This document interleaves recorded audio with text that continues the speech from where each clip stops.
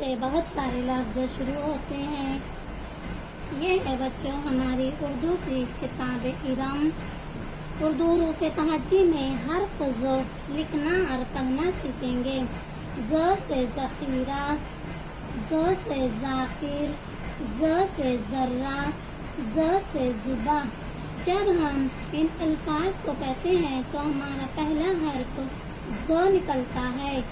ذاکر، جب ہم ذاکر کہتے ہیں تو پہلا حرف ز نکلتا ہے۔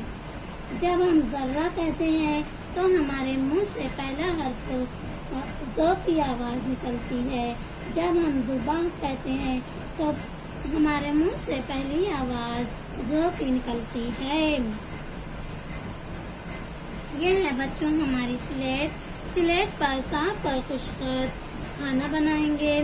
کھانے پر لائن پر ٹکا کر حرف ز لکھیں گے۔ جس طریقے سے ہم ڈ اور د لکھے تھے اسی طریقے سے ہم ز بھی لکھیں گے۔ ز کے اوپر ایک نقطہ لگائیں گے۔ ز سے ذخیرہ، ز سے ذاکر، ز سے ذرہ، ز سے زباں۔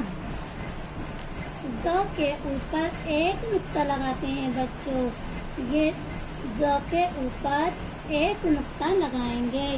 اسی طریقے سے پوری سلیٹ بھر کر صاف اور خشک لائن پر ٹکا کر حرف ز لکھیں گے۔